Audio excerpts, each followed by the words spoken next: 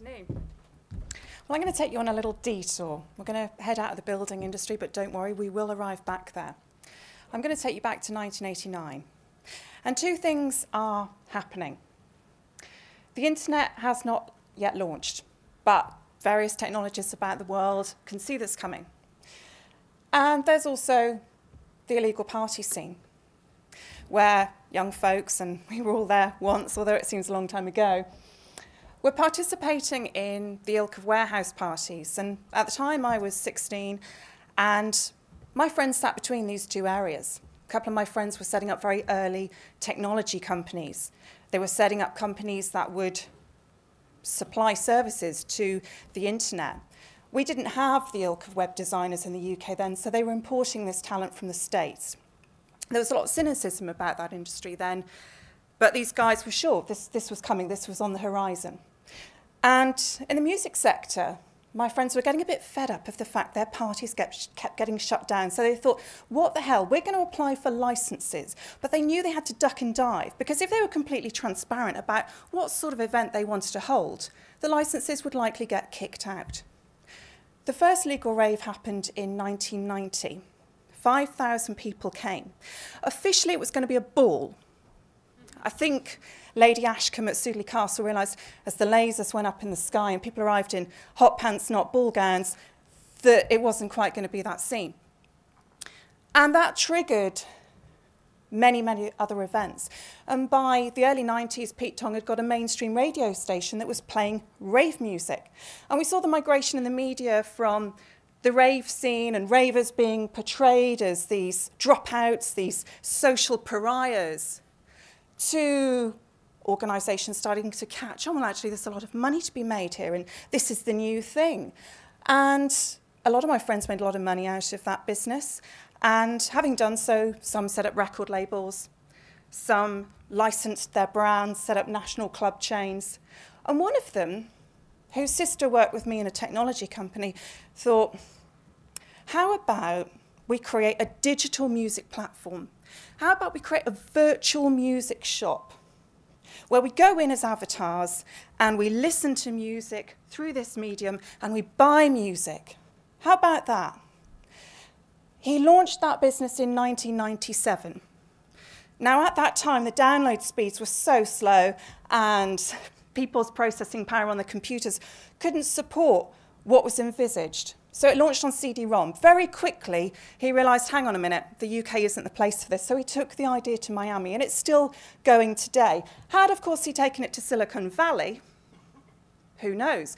Maybe a British entrepreneur could have pipped Apple to the post, because, of course, they launched iTunes in 2003.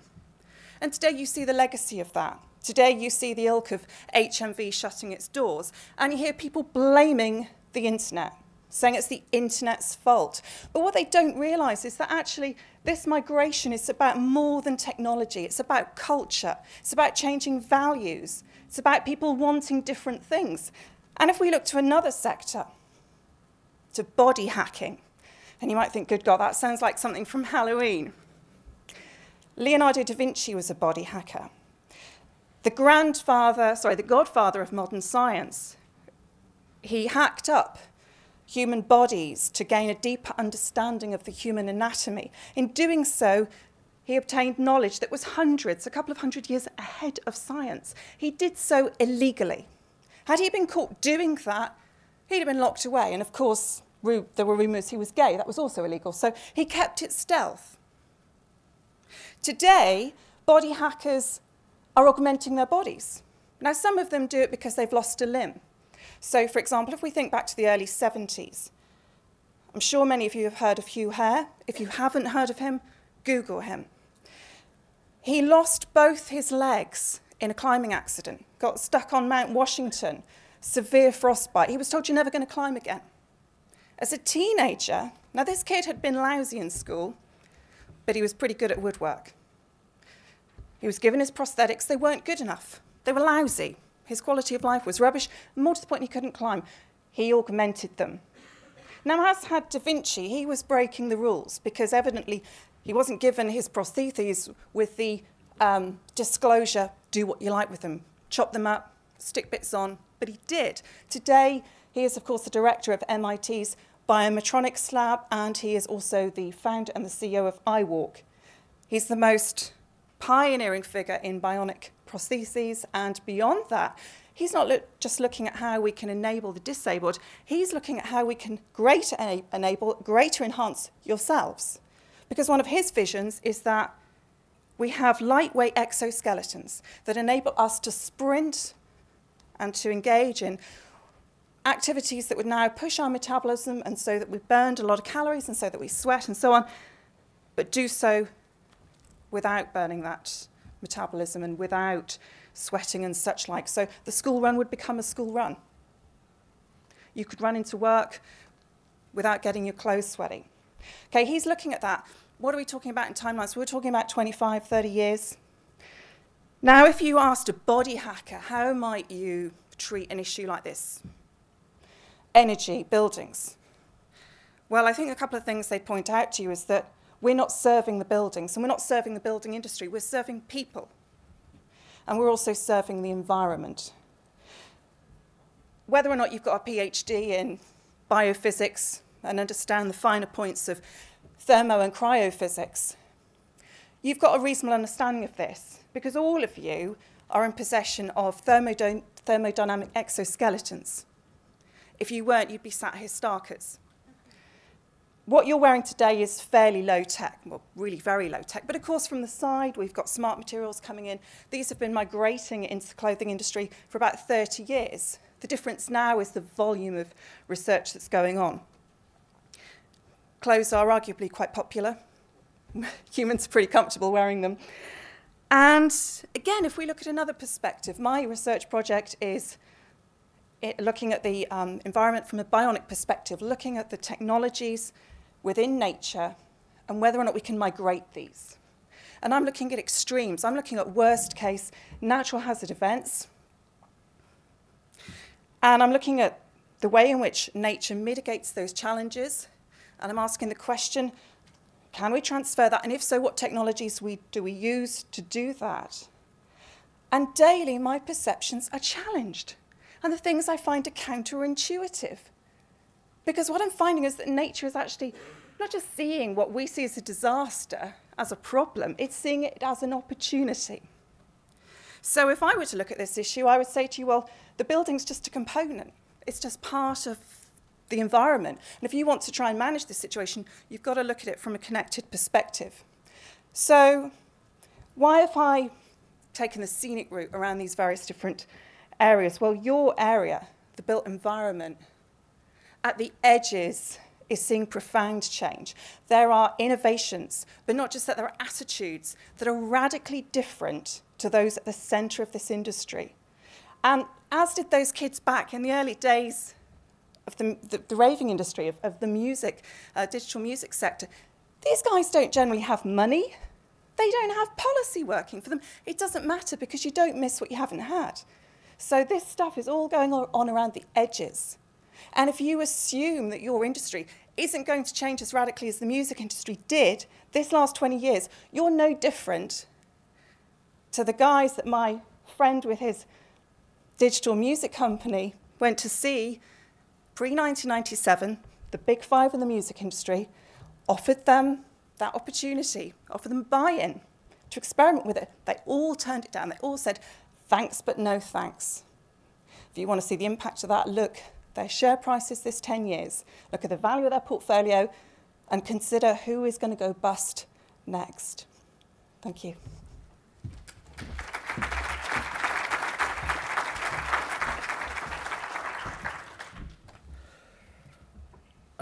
Not the first time I've had the graveyard shift at the end of a 9-hour conference. Probably the first time I've had to follow a speaker who's talked about raves, body hacking and the $6 million man. As you can see, I'm the role model for the... If you followed my blog over the last couple of months on 2 degrees, I've been calling for radical change, and that was the brief I've been given now. I've looked at using legislation to drive progress. Perhaps you could reward good EPCs with stamp duty rebates. You could reward good decks, actual performance in buildings, with rates rebates.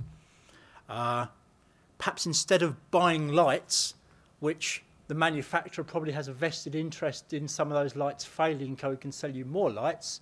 Perhaps you actually buy the light itself, the service.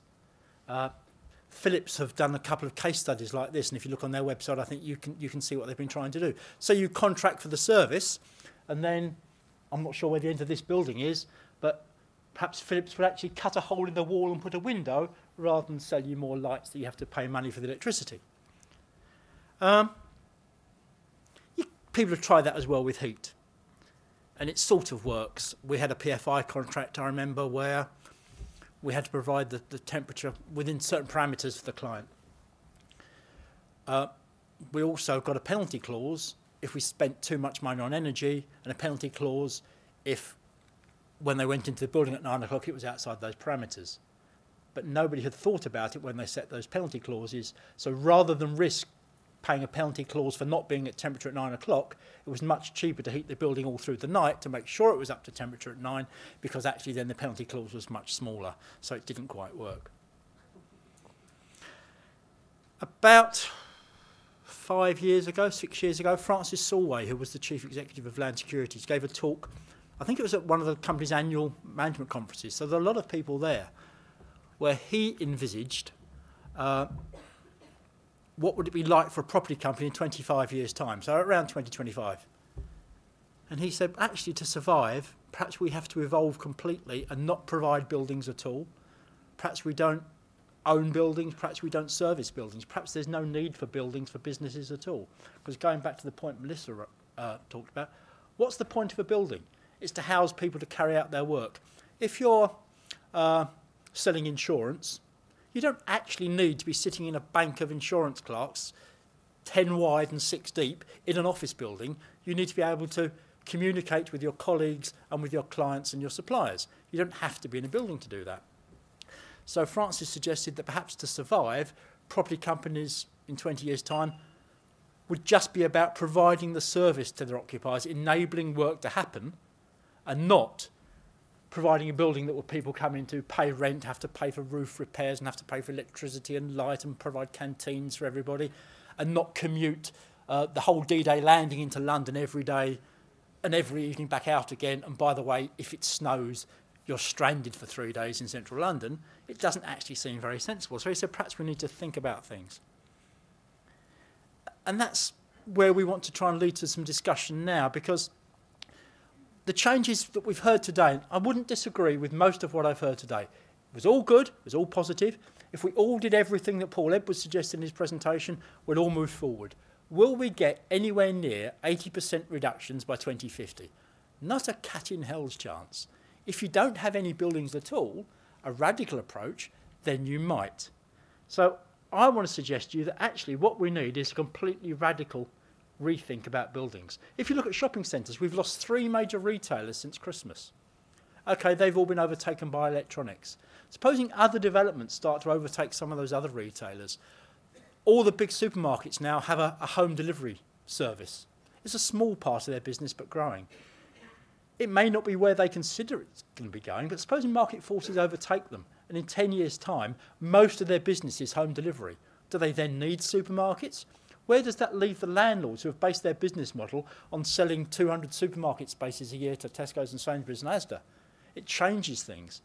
So the question we want to ask you is, can you envisage a situation in 10, 15, 20, 25 years' time where the property sector looks completely different to what it does now, in the same way that the music sector looks different to what it did? When I started buying records, I bought records and I had shelves and shelves and shelves of them. I now have 83 albums in my car on a memory stick, about a third of the size of that. Now, if I wanted 83 albums 20 years ago, I'd have had to have a trailer at the back of the car and get out. So it's changed completely. How's property going to change? So we'll throw the question over to you.